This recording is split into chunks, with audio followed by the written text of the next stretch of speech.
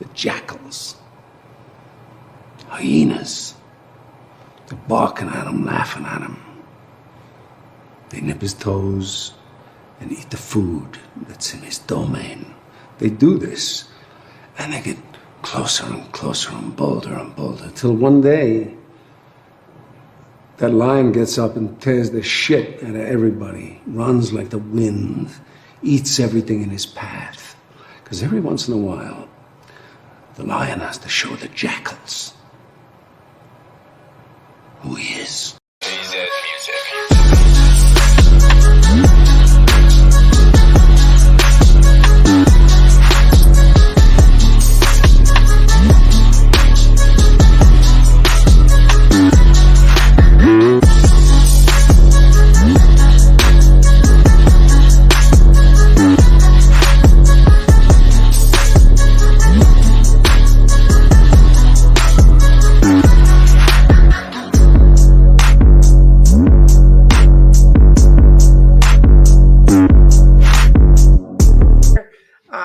Everyone, and welcome to the Mafia Means Family podcast.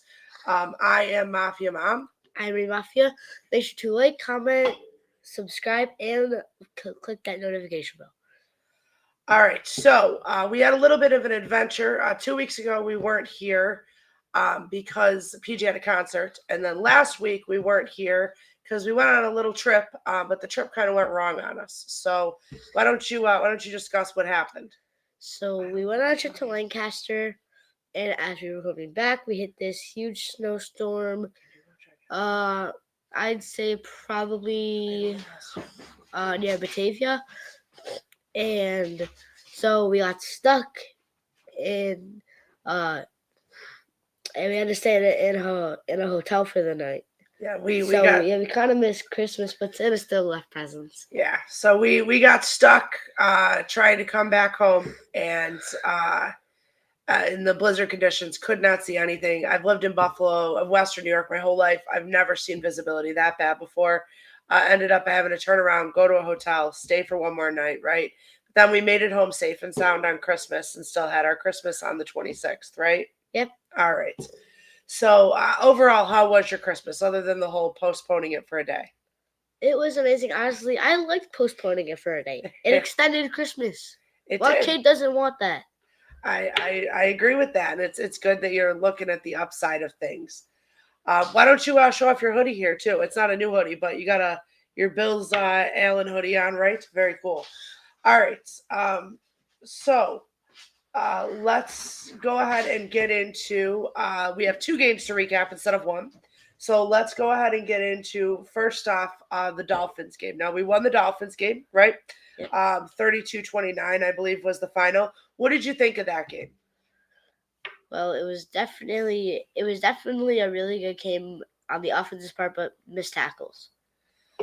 I would agree with you there, and we'll probably get into that a little bit more on our family meeting, right? But the defense, they've carried us through quite a few games, especially when Allen was having his turnover issues. So you can't, the Dolphins are a high-powered offense. They had a lot to play for in that game. You can't blame them for not having a spectacular game every single week. But the offense definitely came through big for us when we needed them. Overall, I thought it was a great performance especially on the offensive side of the ball. What were the things you liked about it in the game? Well, I know it's 2 weeks ago, so it might be a little hard to remember, but what did you like about it? Well, definitely how the offense moved the ball. Yeah, it looked like the same old Bills again, right? Yeah, if you had to give a player of the game for somebody for that game, who would it be? My player of the game would have to be Josh Allen. Josh Allen, that's a good choice. And what do you have to say about his performance? Well, he went 25 for 40, 304 yards, 4 touchdowns, 10 carries, 77 yards, and a rushing touchdown. No rushing touchdown. No rushing touchdown, but he did have a fumble that was on the all line, though. I do think that fumble was a little bit more on the offensive line. They definitely struggled, especially once Mitch Morris went out and they were down 2 guys. So I'd agree with you, and I agree. I think Josh Allen had a great offensive game. If anybody in the chat has a player of the game from the Dolphins game, please feel free to share that as well, or down in the comments if you're watching this later on. I think my player of the game from the Dolphins game would have to be Dawson Knox. It was nice to see him step up. I've been kind of waiting for that all year. He ended up having 6 catches for 98 yards and a touchdown. And it was good to see him play such a pivotal role in the offense again, which I don't feel like he's really had a chance to play under Dorsey. So, and that game was important, right? It gave us kind of the easy path to the AFC East, right? Yep. Yeah, and what did you think of the game, watching it in the snow and all that, and the way it started snowing in the fourth quarter? Well, I've definitely seen some things about the Dolphins saying that, it's so unfair that it just started snowing in the fourth quarter. Who cares? It was like 120 degrees at your stadium, and we were in the sun. Like, a few guys almost freaking passed out. Chill, bro. In the snowballs. Yeah, the Dolphins had a lot to complain about, and look, it's been a long going rivalry between the Bills and the Dolphins. I don't think our fan bases like each other. I don't think the players like each other very much. I think that the Dolphins fan base has a lot to complain about, but in all fairness, we complained about a lot of injuries back in week 3 when we lost to them. I think the snowballs was a little extreme. You can't wear a shirt one day that says "I wish it was colder," and then 4 days later complain because you're getting hit with snowballs. But that's another story for another day. All right, so let's move on to our family meeting. Family meeting are players that we think, or a group of players or coaches that we think needed to do more in that particular game. So who would you call in for a family meeting for the Dolphins game? Probably the defense with their tackling. A lot of missed tackles. Yeah, I would agree. And even guys you don't expect. I believe on the one rushing touchdown that the Dolphins had, I think that Epinesa missed a tackle. I want to say Lawson missed a tackle. Jordan Poyer missed a tackle. It's just all around sloppy tackling, right? Uh-huh. Yeah, and you can't give that up, especially going into this game now against the Bengals. You have to rally and tackle, and you have to come up to that ball and make that tackle when you have an opportunity to. So I think the tackling is a great thing to call out for that. I would say my family meeting for the Dolphins game would be Cam Lewis. I think for a guy who hasn't played many snaps this year and a guy who is a backup who plays on special teams, he has had some monumental screw ups. And if we had lost that Dolphins game, I think you could have pinned a lot of that on him on the running into the punter penalty. I think he's also he holds a lot of responsibility in the Vikings loss when he played a little selfish and tried to intercept that ball and instead allowed Justin Jefferson to use him to help Justin Jefferson catch it and make the play of the year, probably the catch of the year, the decade. And all he had to do was bat it down. And that was just a selfish move. I think we went through that 2 years ago on the Hail Murray play, where they didn't bat it down, and that should have been drilled into every defender's head who's going to play DB for this team moving forward. That ball is up in the air like that, you bat it down. Not that that was the only play that cost us the Vikings game, but it was a big one. And then in this game, we're about to get the ball back in this close game at home for the division, and he runs into the kicker, giving him a fresh set of downs. So that was definitely frustrating. So Cam Lewis, please, you got to play smarter. You got to play better. You do not have a solidified spot on this team. You have got to make sure you're making smart decisions. And I see Beth here saying, hey, guys, go Bills. Hey, Beth, definitely go Bills. I saw that you were asking about us. We really appreciate that. We apologize we weren't here for a couple weeks. We had a concert going on and then the storm to deal with and some issues with that where we got stranded out of town. So I hope you had a nice holiday. I know that we did, and it's great to see you in here again. We're about to start talking about the Chicago game. So once again, if anybody in the chat has a player of the game they want to call out or somebody they want to call out for a bad reason in the Chicago game, please feel free to share with us. We'd love to put your comment up on screen and be part of the conversation. So as far as the Chicago, do you have anything else to add about the Dolphins game? I'm sorry. Not really. Just you need to fix the tackling and keep doing what you're doing on offense. Yeah, I would agree with that for sure. I see Beth here that you were buried, but you're okay. Well, that's good. And yeah, I appreciate again your concern for our safety. That was very sweet of you. Hopefully, you've been able to dig out now. Anybody who's grown up in Western New York knows what it's like to be stuck inside for a few days because you can't open your front doors. So hopefully, all is well now. And again, I hope you had a very nice holiday and you guys were able to celebrate. So let's move on to the Chicago game. Who would you think was the player of the game of the Chicago game? Well, my player of the game for the Chicago game would definitely Defensive, right? would definitely be the defensive for the tackling. And that's good because you called him out, in the Miami game, and now you're giving him credit for that game, right? And what do you have to share about that? Where do you think they did well on that? So, in going into that game, they were the number one. Chicago was, right? Yes, Chicago was the number one rush team in the whole league, and we held them to only 80 yards. They averaged 179 yards a game, and Justin Fields averages at least 72 yards a game, but we only held him to 11. That was an impressive defensive performance. It really was. I see Beth here. She is calling out James Cook as a player of the game, and you feel like he's going to have a big game this week. I could not agree with you more, Beth. He's actually one of my players of the game. I went with the run game, but unlike usual, it was the run game besides Allen, which was really nice to see. Getting some of that wear and tear off of QB1's body because we don't need him taking all those hits. In the run game, it was nice to see it take over. They ran for a total of 254 yards. That includes Allen's yards, which he didn't run a lot, but he did contribute. That's the most that the Bills team has run since Allen was drafted. So that was nice. Singletary had, I believe, only his third 100-yard game. He ended up with 106 rushes on 12 carries. That's like 8 yards a carry. That's impressive. James Cook, he ended up with 99 yards. I was really, really hoping that he would get that one more yard to break 100 for the first time in his career, but he did that on only 11 carries, so he was averaging 9 yards a carry.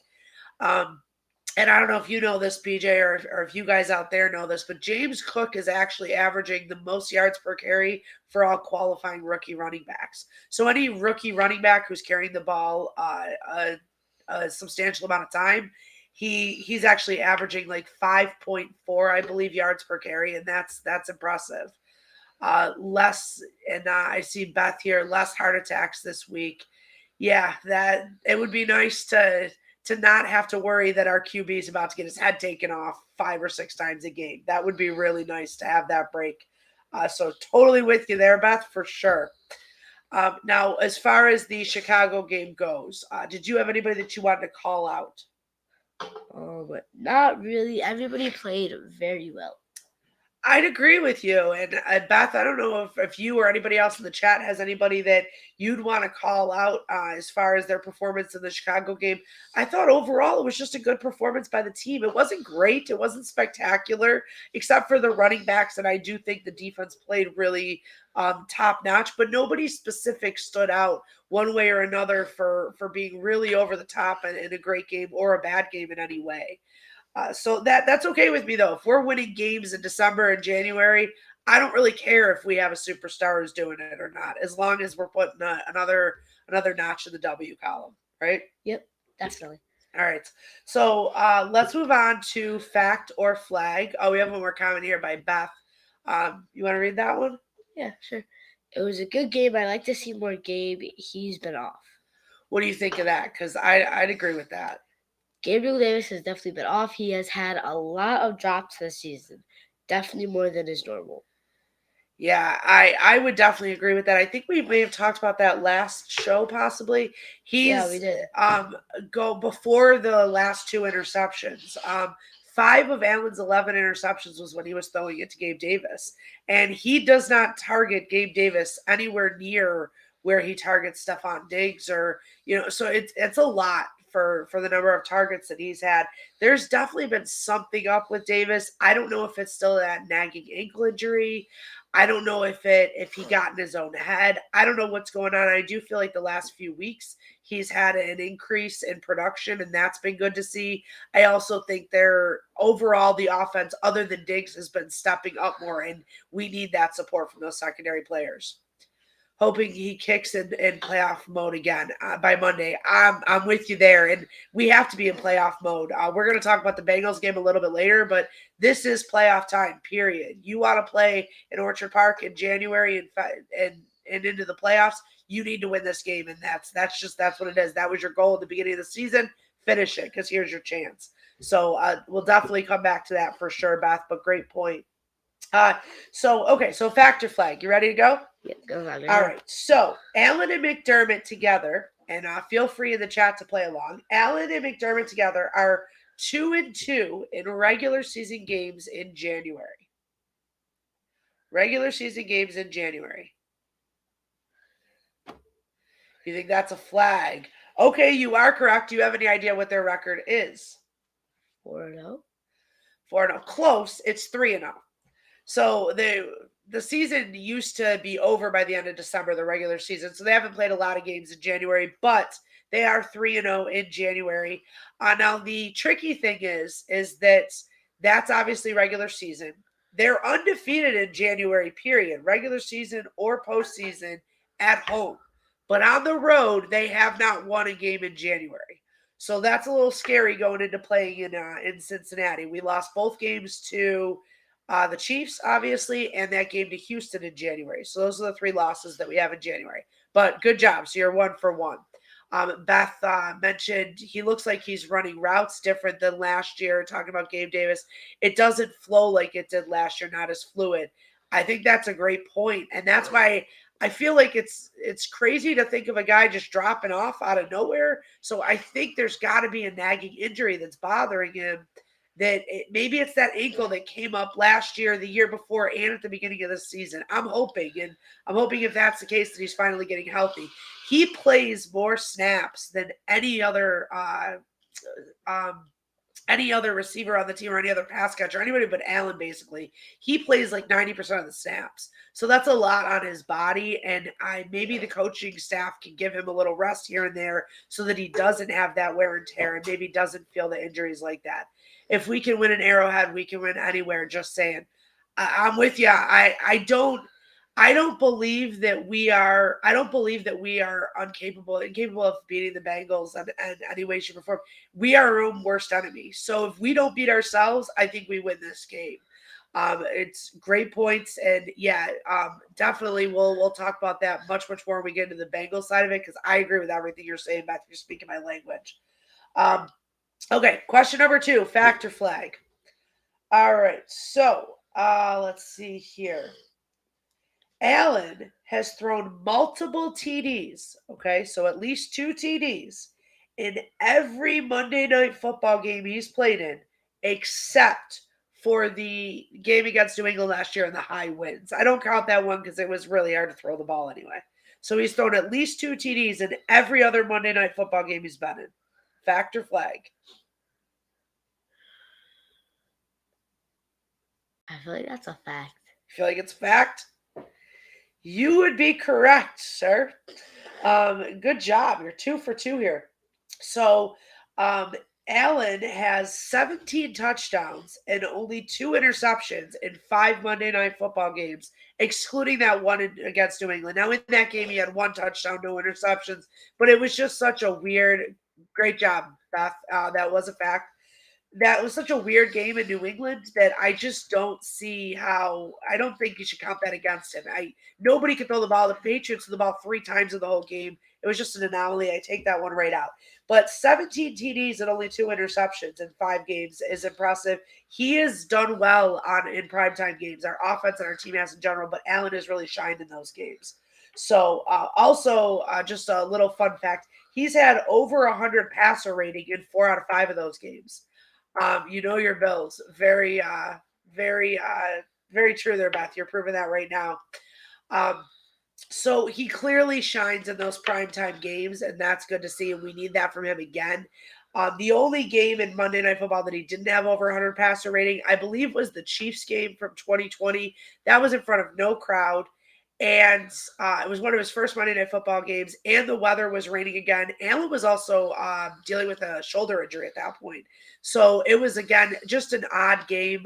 That I don't know if you guys remember. That was the COVID game where we had spent a week preparing for Tennessee or the Chiefs. Then we played Tennessee on a weird day of the week, and then we played the Chiefs on like a Tuesday or something.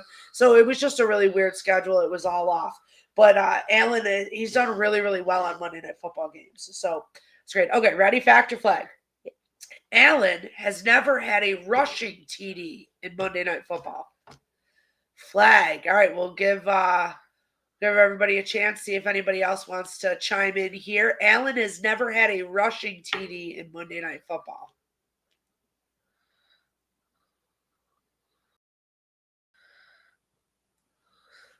All right, so that is... I agree. That is actually a fact. Allen he's had 0 rushing TDs. So Beth, if your I agree was to that question, once again, congratulations. You definitely know. Oh, no, wait, we have it here. Flag. He gets rushing TDs a lot. He does get a lot of rushing TDs, but he's never had one on Monday Night Football. I was shocked too when I looked it up. It was crazy to me, but he's never had one on Monday Night Football. Wait. Is this one going to be Monday Night Football? This one is going to be Monday Night Football, yeah. Nope, he has. He's going to have one this week. All right, wait till we get to the Josh Allen stat line for that one. But PJ's predicting Josh Allen breaks that streak this time. Again, I was shocked too, Beth, when I saw it for sure. All right, so we have another factor flag here. Ready? The Bengals and the Bills combine for the most wins, 23, if you combine their records, because the Bills have 12 wins, the Bengals have 11. In a Monday Night Football matchup, that's tied for the most ever in NFL history on Monday Night Football. I think that's a fact. You think that's a fact? All right, so we'll just give people a second here.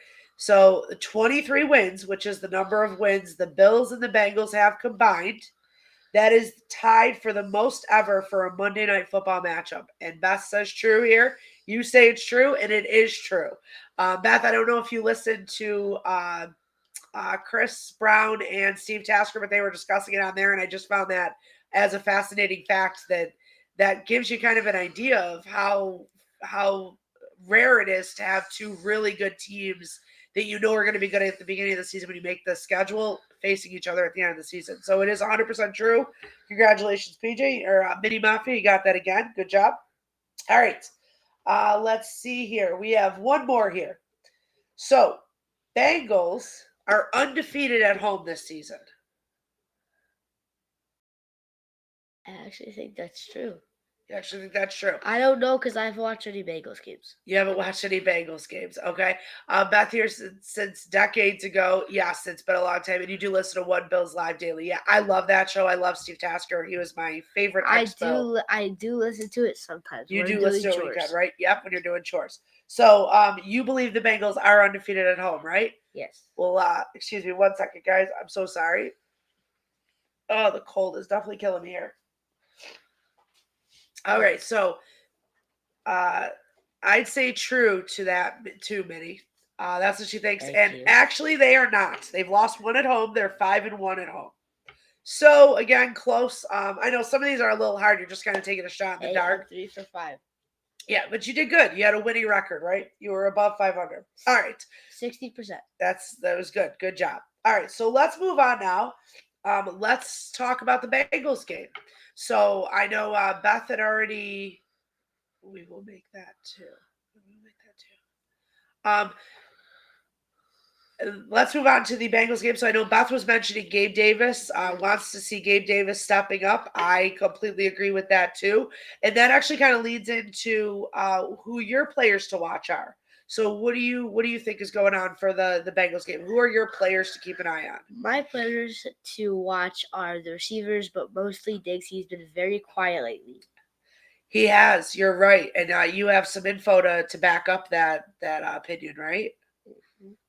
Yes, I do. Go ahead. Okay, so he is He's definitely dropped off a lot in the last 3 games. He is under 60 yards in 4 games this season. In the last so the last 3 weeks he has had under 60. One game, I think it was a while back. I don't know. He is under 60, but 11 games he has had over 60 yards at least. He's definitely dropped off. Yeah, so what you're saying is in the last 3 games, he's had 60 or under receiving yards. But prior to that, in all 12 games before that, he only had 60 or under yards once, right? Yes. Yeah, so the last few weeks, the production just hasn't been there. I think some of that is because Allen is spreading the ball around a little bit more, which I don't think that's a bad thing. However, I do think that we need to make sure that we're keeping Diggs involved and not letting it. He shouldn't have 4 targets a game or 1 target a half.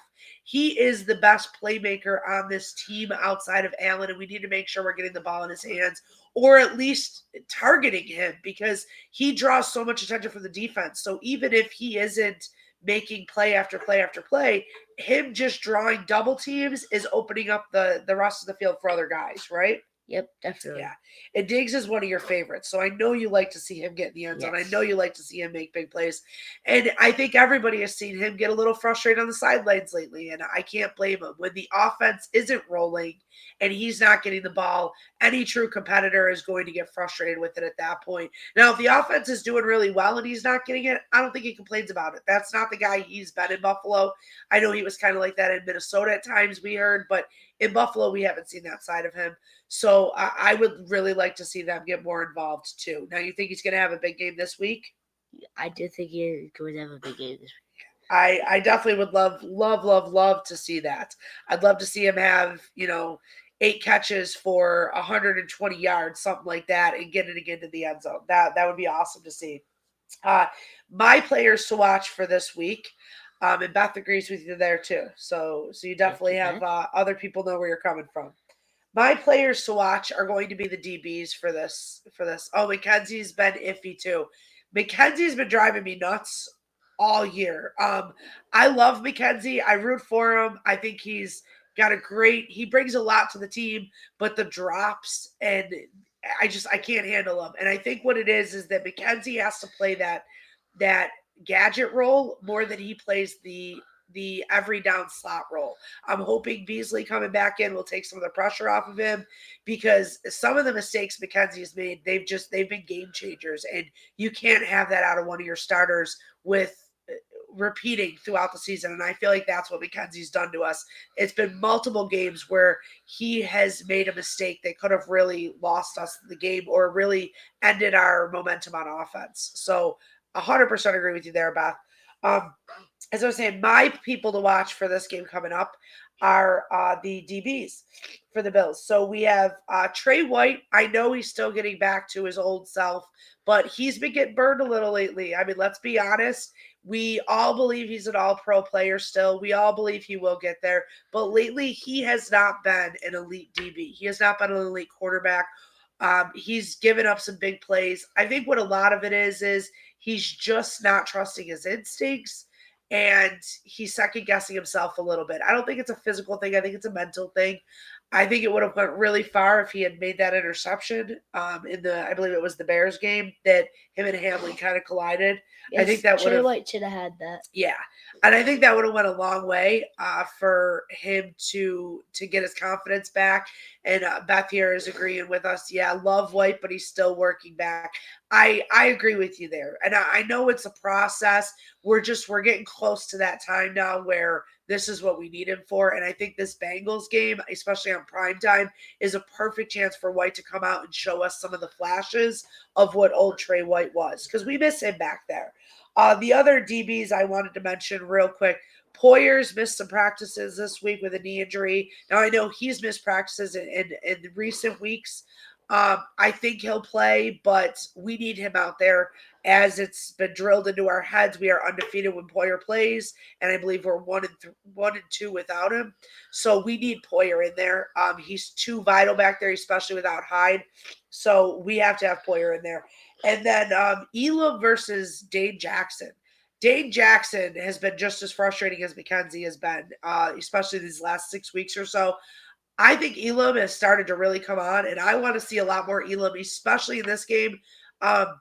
Higgins is a big-bodied receiver, and Elam is athletically and physically the most gifted cornerback that we have on our roster. He's also one of the biggest.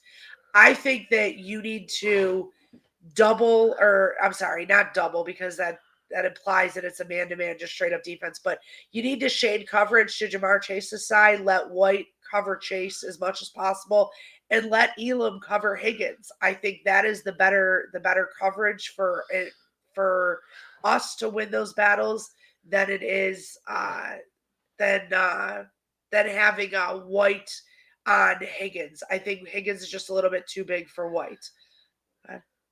I think Elam is the matching this week. Is the matching this week from Beth. Good. He's long and fast. Yeah, and that's I agree with you, Beth. But I don't think putting him on Jamar Chase is what's the best option for us. I really think it's putting it on Higgins. One of the reasons why, I can't say the reason because they're explosive for a lot of reasons, but one of the things that makes the Bengals so dangerous and so good is how many different weapons they have. And I think if you can take away the second best weapon completely from Burrow, you really limit the big plays and the options that they have offensively. So if we could lock him down with Elam and then shade coverage to the side with Chase, you're still going to give up some. But you absolutely can, I think, limit the offensive production more than you can if you just play the typical zone defense, or if you put Elam on Jamar Chase. And yeah, that's exactly what Beth was saying there too. Higgins, I agree, and Chase is a lot. 100%. He's an elite receiver in this league, and the connection him and Burrow have is insane, right? Yeah, it's like Allen and Diggs. It is. It's dangerous. Do you think there's any possibility that we could completely shut that down, or do you think it's more about limiting it and playing tough in the red zone, like that bend but don't break defense?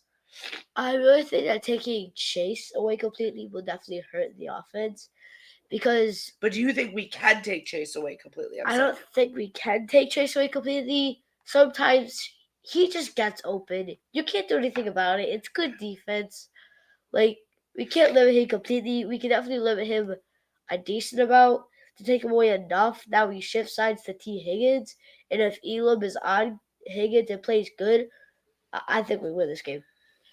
Yeah, I'd agree with you there. I think it's going to come down to those DBs, and I think it's going to come down to yards after catch. The Bengals Joe Burrow has not been throwing for as many air yards this season. I think part of the reason for that is some of the struggles they've had with the offensive line. But the other part of it is that they've had a lot of yards after catch. So they've had the production there, so they haven't had to stretch the field so much. And Beth here says again, good. If you, like you said, if Elo can cover Higgins, will allow our safeties to concentrate on Chase.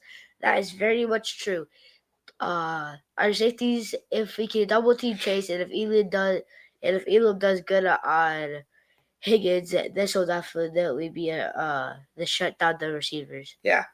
And I mean, let's be real. Elam was a first round draft pick. Like, it's okay I know the Bills generally work in draft picks very slowly. I think we've seen that throughout with the McDermott era and the Bean era. No, even Cook, the first 8 weeks of the season, he was almost irrelevant on the team. Now he's started to come on, and they've started to trust him more and more. But Elam is a first round draft pick, and we're in week 16, 17. Now is your time. You want to prove you belong in the NFL and you can hang with the big boys, go cover Higgins. Limit Higgins, because he had a phenomenal game against the Dolphins. I think he was targeted 3 times and he allowed 2 catches for like 11 yards or something crazy like that. It might have been even less than that. But he had a great game. Go out and do that against the Bengals. Let's leave you on an island with Higgins for a while and see how it goes. But I don't want to see Dane Jackson in there. I don't think there's a point to putting him in there. I don't think Dane Jackson does anything so well that it's worth pulling Elam out at this point. And Beth said there, Elam can do it just like Cook can, and Shakir and Bernard. All our rookies are beyond their years. I agree with you again. What do you think of that? I definitely think that's true. If we can definitely work them into our roster and our play style a little bit more, I think that they're going to be really well. Yeah, really well rounded. I agree. And really good. Cook is coming on. Shakir, I have a lot of hope for. I think our passing offense can be a little complicated at times, and he's missed some blocks at times that have hurt his snap count. But overall, I really like Shakir, and I think he is our future in our slot. And Bernard has played unbelievable when he's had his opportunities. Also, Bedford, who is actually back off of IR this week. So I don't know if he'll play this week, but it's nice to have him back because it gives us another option. He's a very instinctual player. So it would be nice to get him back out there for the playoffs at least and have that other option depending on which type of receivers we're going against. So totally agree with that. All right, so on to, and again, Beth, feel free to share your opinion here.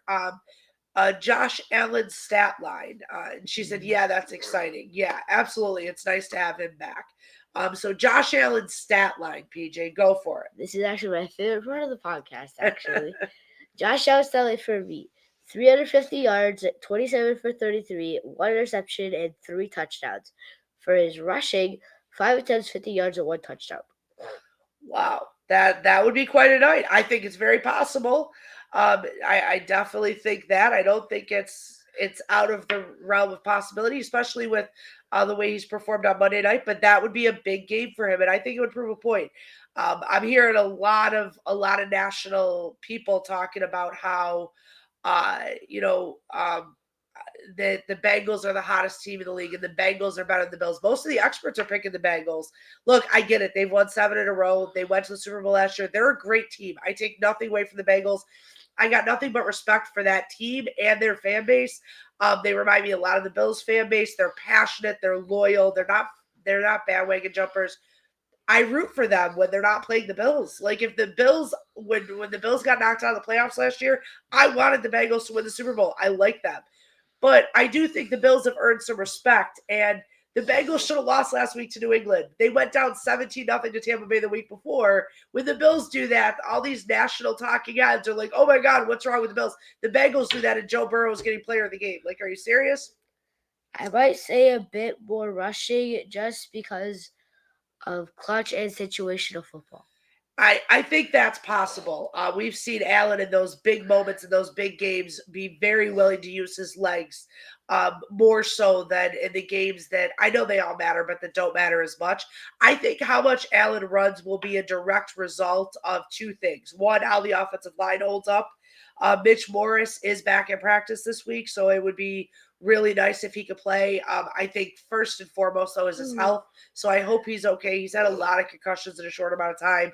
I don't want him to risk his future well-being for football. It's not worth that. But back to football. Having Mitch Morris back in there, I think will do wonders to keeping Josh upright and giving him a clean pocket where he doesn't have to flee.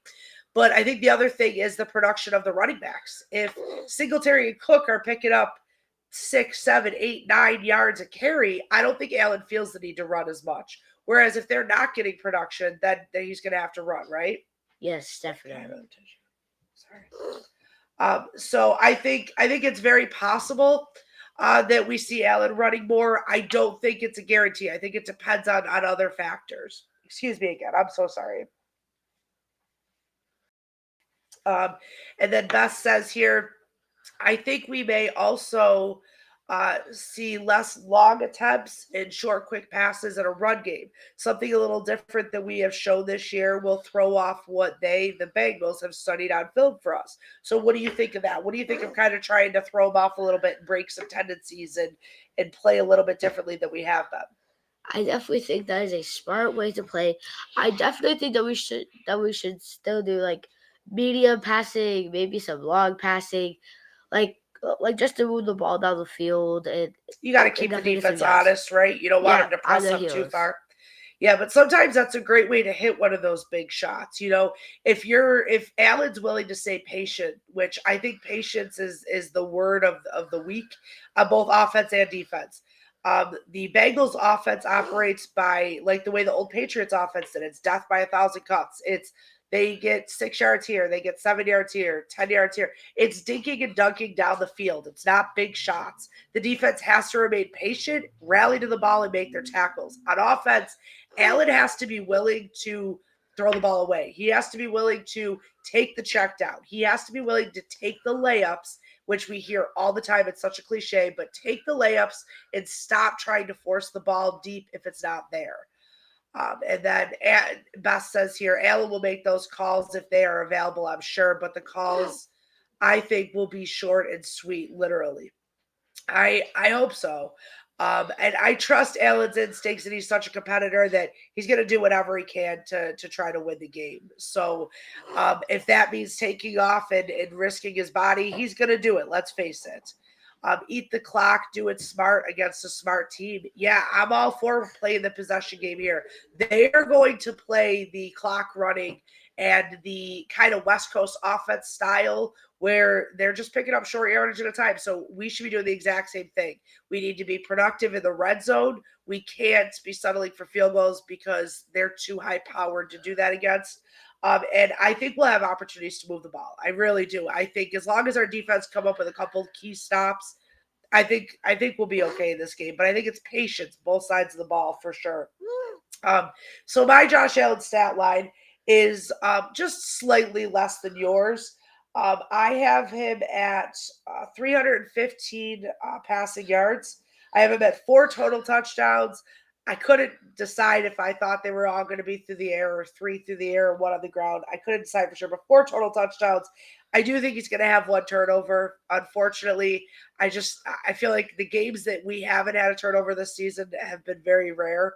So I think he's going to have a turnover for sure.